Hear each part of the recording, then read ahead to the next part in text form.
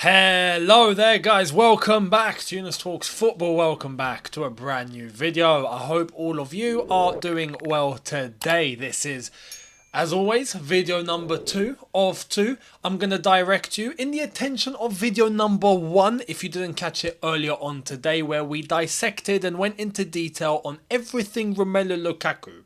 So if you want a little bit of banter and you've not seen that video and you just want to, well, either you want banter or you want your head to explode, one of them, right? Because that's what it's going to do after you listen to what I had to say about Lukaku. You can check out the video right here. Pause this one and then head over there, watch that, then come back here. Or as I always say, if you're a little weird and lopsided and you want to do it the other way around, feel free, be my guest, whatever floats your boat. So enjoy that video if you've not seen it already. And in terms of this video, I think this is going to be a little bit more lighthearted. This is going to be a little bit more optimistic, a little bit more positive. So if you're all about those vibes and you're feeling it right now, right, then stick around. You're going to enjoy this. Let's get cracking with the latest on Caicedo. This is turning into like a daily appointment now, isn't it? I'm getting Kai Havertz flashbacks, and to be honest, now I look back at it, I'm thinking, why did we wait that long? But with Caicedo, it's day by day by day. What's going on? What's going on? What's going on? Even Fabrizio himself had to come out and go, yo guys, I can't get you an update. When he can't get you an update, no one can. Well, that's why we've had to turn to the player. We've turned to Caicedo himself. He's taken matters into his own hands, and I love what I hear here. If I was a Brighton fan, I wouldn't be loving it, although it's common knowledge that he wants to leave Brighton, so it's probably not going to surprise him. But he has spoken, he's done an interview today, and let's just say he was very, very honest. Very, very honest. Let's get into it. Here's Caicedo. Moises Caicedo on Chelsea's sustained interest in him. It's a big team. That's true. A very historic team. And I can't say no, because it's very big, historic, beautiful team. The city as well is beautiful. It's got everything beautiful. You know what's funny? Just to pause there. I don't know if he's aware, but Brighton is actually not that far from London. You know, he makes it sound like he's missing out on London.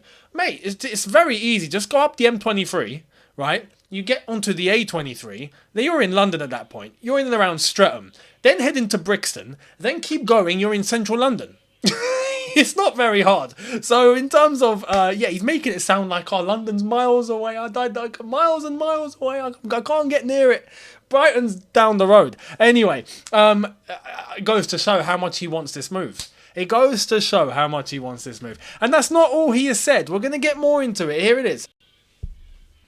Moises Caicedo confirms he's open to accept Chelsea. It's a big team, that's very true. A very historic team, and I can't say no because it's a very big, historic, beautiful team. The city as well is beautiful. Talks are underway between Chelsea and Brighton. That's the latest that Fabrizio's managed to give us. There's talks going on. But Caicedo is speaking very, very beautifully about Chelsea and about London. On top of that, he did mention Brighton. We have to be fair here. He mentioned how he loves Brighton. He loves everyone within the club, the fans, the way they've treated him, everything. Only had very, very, very good things to say. But he was honest when asked about Chelsea and talking about a potential move and what it would mean. And he's mentioned it here. He's clearly taken matters into his own hands here now. You know, trying to get it out there like, yo, Chelsea, that's where I need to go. Hurry up. Hurry up. And in terms of what has actually gone down in negotiations, we have an update. You're probably thinking, what? You have an update? What update? Well, here it is. It's kind of a non-update, but it's an update. We'll take anything right now. You know, it's like waiting for breadcrumbs. You know, you take what you get. Here it is. Close of work today. Nothing has changed on Caicedo. Chelsea sources maintaining talks ongoing and in some cases progressing. And that came from Rahman Osman, writer for LondonWorld.com. Look, here's the thing. The fact that the update is no update is not very great, is it? But I'm pretty sure that this is going to be done very, very soon. And I wouldn't have said that only up until earlier on this evening. Why? Now, before we move, I want to ask you guys, let me know your thoughts on Caicedo's comments about Chelsea and about London. Much appreciated. Let me know what you think and why I'm saying I'm so sure that it's a matter of time. And honestly, right now, it's a matter of days. I reckon days, max. Why? We heard not long ago by Fabrizio himself saying that Chelsea wouldn't start focusing or wouldn't be starting to move for any other attacking players before they wrap up Caicedo. What's the news that we hear today? Here it is. From Julien Laurens, Chelsea are preparing to make an opening offer for Lyon's Ryan Cherki as they seek a replacement for Christian Pulisic. Well. What does this tell me? The Caicedo deal is happening very, very soon. It has to be. I'd be shocked if we still haven't got Caicedo done and we end up getting Cherki. Like, I genuinely think now, it's a... This Brighton negotiation, I genuinely think is them just trying to get 100 million. Whether it means get it all now, or it means get it in installments, or it means, restructure the payment structure, do whatever it needs for Brighton to get 100 mil. That is what they absolutely want. And Chelsea, we know, are going no. No. But I think Chelsea would be happy to liaise and maybe increase what they would normally want to give as long as the payment structure is spread over a long period of time. That's where I think, and I'm pretty certain that in the next few days, we're going to get a Caicedo. Here we go. That's my honest prediction and my opinion, how I think it's all going to go down. Now, with Ryan Cherki, that's when we move for him. Once we have Caicedo done, we move for Cherki to replace Pulisic. Now, what is it that we are expected to pay? That is the question on everyone's lips. Well, here it is. Julien Laurens fills us in. Cherki is valued at around £35 million and is on around £63,000 a week at Lyon. Unbelievable. 63k a week he's on at Lyon. That's fantastic. That is absolutely immense. That means £35 million for a player like Cherki of his age and what he's capable of doing. On top of that, 63k a week. All right, we'll be able to offer him 75. Peanuts, fantastic. Doesn't destroy the wage structure. Young talent coming to the Premier League, higher wages, gonna develop in terms of his football. Beautiful talent. Happy days. I think that's a great deal. Which fills me with optimism now as to why I am hoping we're gonna get this guy. I am getting more and more optimistic that we are gonna pursue Ryan Cherki and we are going to get him. Come on. Fingers crossed. And as I said, for me, look, there is a personal bias. As a half Algerian, I would love to see someone of the blood playing for my club. He'll be the first, right? And he's not chosen what country he's going to represent yet. So I'm hoping after he comes to Chelsea that, he can rep the red, white and green. So fingers crossed that's what's going to happen. And no, not the Italian side either. That's the latest with Cherki. Let me know your thoughts in relation to that. And are you optimistic? Are you not? Do you think it will happen? Do you not? Let me know. We've not seen a player, and I don't want to use too much hype, but we've not seen a player on this sort of path in France, of that age bracket, of his style, since Eden Hazard. Let's be honest. And talking about Eden Hazard, I've got a reference to Eden Hazard later on that I'm going to bring to you guys, and you guys are going to go, oh, stay tuned. You're going to like it. And it surprised even me, right? So that tells you how big it's going to be. Here's the latest. We got players talking now about Dybala. First we had Thiago Silva at the F1. Now we got Enzo Fernandez talking about Dybala. What's going on here? Here it is. Here's what Enzo had to say. Enzo Fernandez, I've sent text message to Paulo Dybala telling him to come to Chelsea. I hope he comes and joins us. Let's see what happens. Unreal. Absolutely unreal. He goes on to say, Enzo here, I can play anywhere. If I have to choose, yes, I like to play more higher up on the pitch. I like to score goals. I like to get to the box, but I like to play as a 5 too. It's up to the coach. Whatever he tells me, I will do that. Beautiful. That's exactly what we want to hear. That means that we are absolutely going to see something special between Enzo and Caicedo. Can't wait. If he does come. As I've said, I'm pretty sure he will. But Enzo talking about Dybala. Let's focus on that. There has to be something going on here. There has to be. You don't get two top players of your club coming out public about a player of another team just like that, for the sake of it. You know, without any repercussions. Nah. Surely. Something's happening. Surely. Anyway, let's see, because it would be one hell of a window if we were to get Cherki and Dybala for the depth. That would be great, honestly. Like I've said before, Dybala would be fantastic depth. But that's Dybala. We'll see what happens, because there's also rumours out of Roma and that side, the Italian side, that he's going to stay. He wants to stay. He wants Champions League football with them. He's happy under Jose, all of that. So, you know, there's that. We'll see what happens. But to have two players like Thiago Silva and Enzo talk about him like this is very telling. Anyway, Enzo's position, as I've said, very, very versatile. Fantastic to hear. And the great attitude. Whatever the coach tells me, I'm on it. Not a problem. That's what we need. You know, that's what we need. Someone that's going to be humble enough to just execute. Go out there and play your game and execute what the manager wants from you. That's it. A decent manager at least. And I think we've got that in Poch. So, yeah.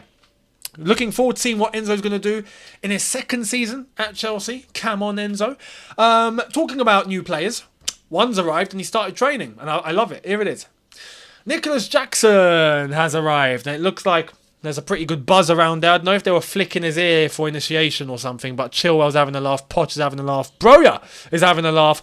There's Chelsea showing it off. Here he is in the lovely new training kit. And we also have Nicolas Jackson at training himself, taking it through the paces and, yeah, being worked.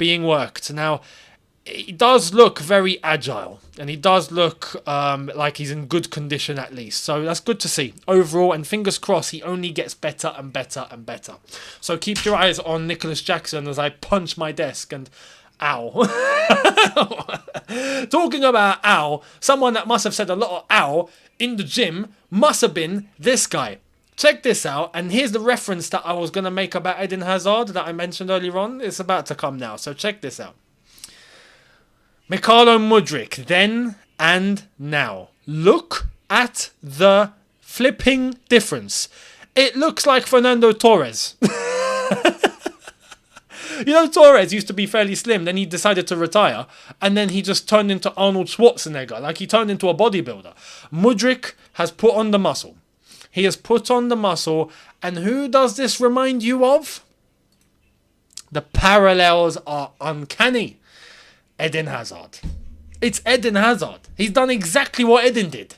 Eden, on his first season, was fairly thin. Agile, quick dribbler, but thin. Got muscled and bullied off the ball every single time.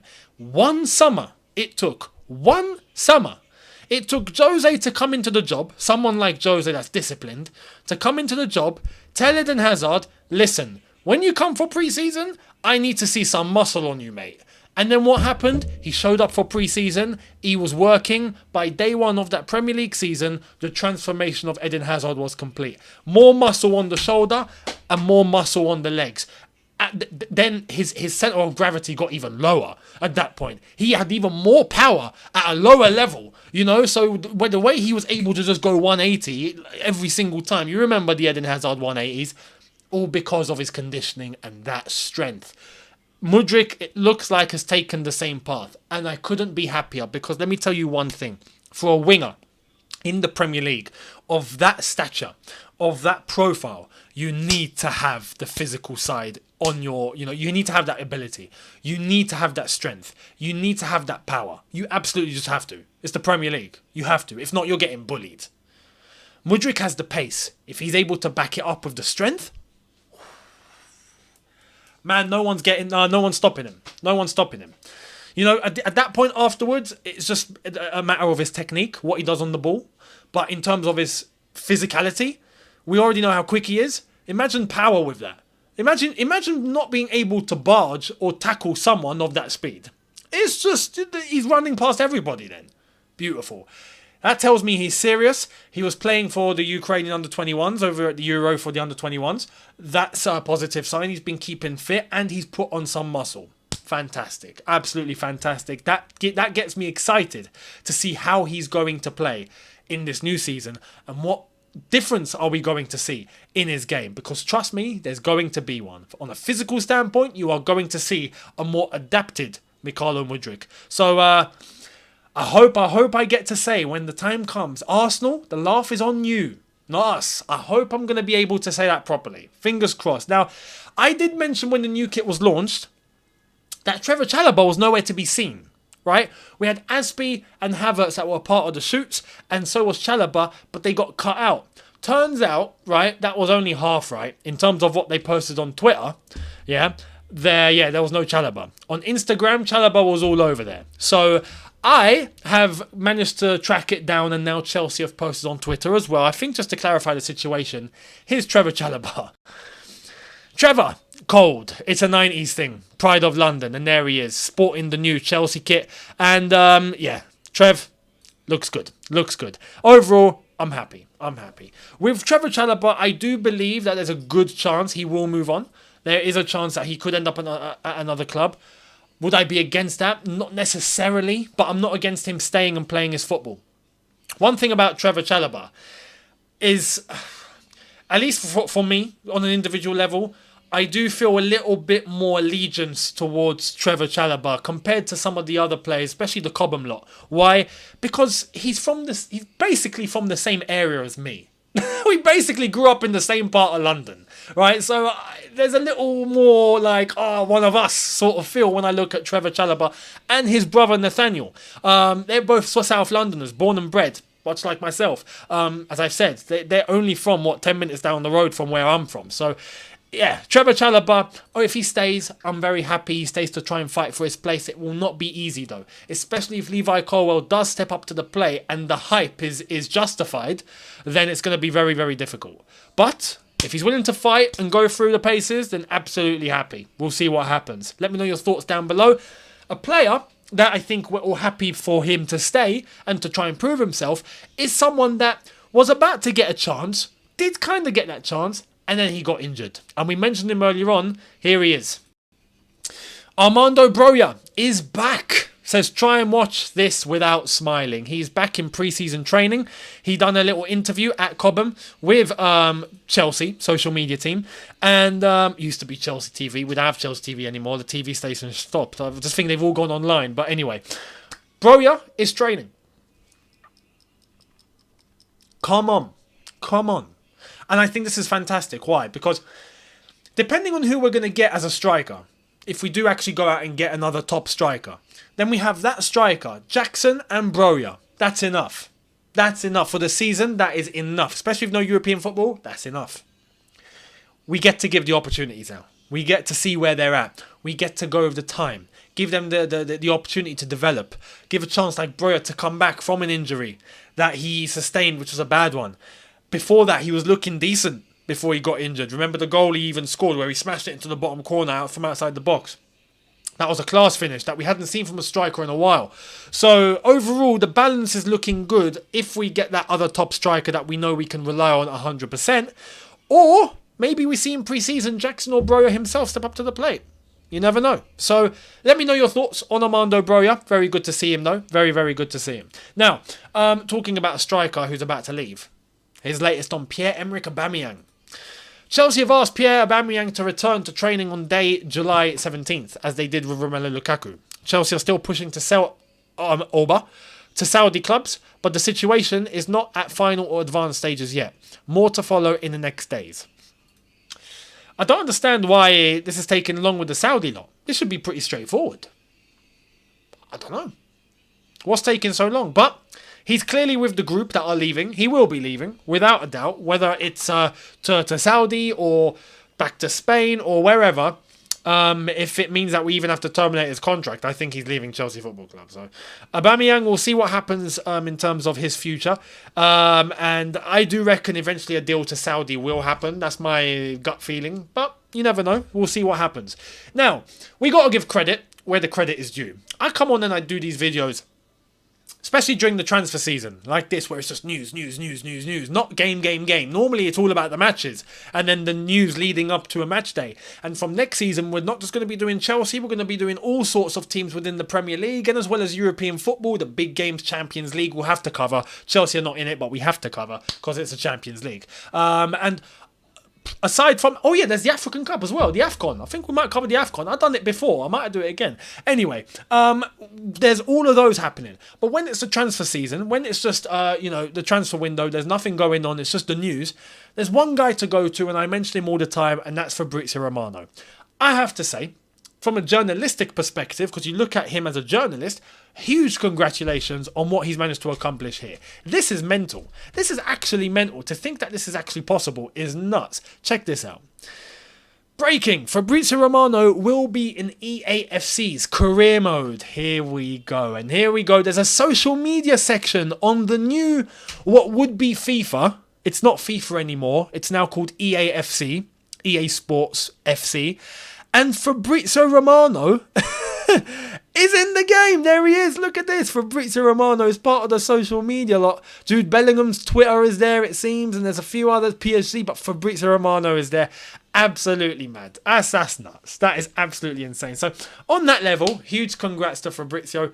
It's deserved because the reliability of his reporting and what he does on a day-to-day basis is absolutely unparalleled.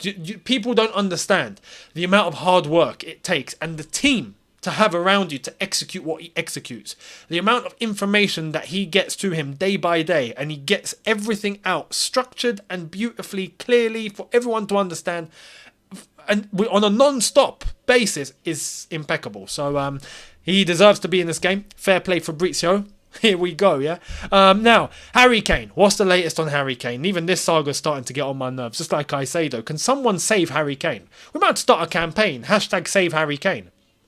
He needs saving at this point. It's getting ridiculous. Anyway, there might finally be an outlet for him. Finally, someone might be able to save him. Here it is. Julien Laurens once again says Harry Kane is keen to join Bayern Munich this summer as the Bundesliga champions consider submitting a third bid for the player.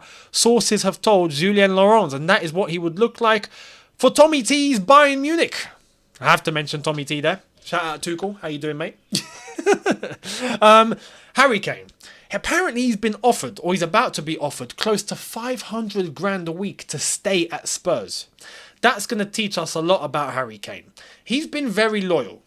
He's taken the money from Tottenham. He's done everything you could possibly do at Tottenham except win a trophy. If he accepts this latest offer, he genuinely does not care about winning trophies. But if he goes to Bayern Munich, who apparently now this third bid will be 100 million euros. So will Tottenham be tempted, although it's in euros? Maybe they might say, no, we want it in pounds. We'll see. But the gap is getting shorter. The gaps are getting closer. So I do think there's a chance now this could be entertained. Are Man United going to come in later? There might not be enough time. Anyone else going to try and intervene if Bayern Munich do actually up the bid ASAP? I don't think so. So the coast is clear. Is it Spurs or is it Bayern Munich? Harry Kane's got to choose here. If Tottenham do accept to talk about Harry Kane for 100 million euros. Yeah. I would like to think Harry Kane goes, nah, look, the money's not important because the money's the money. I'm going to get money anyway. I've been getting money. I'm going to get it at Bayern Munich. But at least over there, I'm going to be winning the flipping treble. And I get to understand and feel what lifting a cup is like because he's never done it. I'd like to think that's what's going to happen. We'll see. But Tottenham having to fork out 500k a week to a player whilst they still know they're not going to win anything is actually just painful. I feel sorry for the Tottenham fans. Imagine your club forking out 500k a week to a player and you know you ain't winning anything. What's the point? What's the point? Honestly, let me know what you think about Harry Kane down below to Bayern Munich and a possible deal with Bayern Munich or the possible proposed salary by Tottenham Hotspur that he might accept, might not. Let me know, should he not? Let me know down below, much appreciated. And to end, a bit of news that we spoke about, was it yesterday or day before? I think it was day before, which was a bit shocking. But now, it's even more shocking because it's happened. It's a deal. Who? Here it is. Saga Milinkovic-Savic to Al Hilal. Here we go. Documents in place between Al Hilal and Lazio for a 40 million euro deal. Serbian midfielder to sign 3-year contract and join Saudi League side with Ruben Neves and Kalidou Koulibaly. Contract signing and medicals still pending, and that's what he's going to look like in those Al Hilal colours. The man that was linked to every club, every window, is finally off the market, ladies and gentlemen. Let's applaud Milinkovic-Savic. You finally got a transfer. After how many years? How many years were you? Milinkovic-Savic is linked. Oh, he's linked. SMS is linked. Oh, we're getting an SMS. This club's getting SMS. SMS here, SMS there. Yeah, Saudi got him. Lovely. Okay, we move. Let me know what you think down in the comment section below about SMS going to Al Hilal. And I will see all of you tomorrow for a couple of new ones once again. So thank you all so much for watching. Do not forget, if you are new on this channel and you haven't already, hit the subscribe button, hit that notification bell to be notified once I've uploaded, smash like button if you have enjoyed this, and I will see you tomorrow. Have a good one, people. See you then. Take care and peace.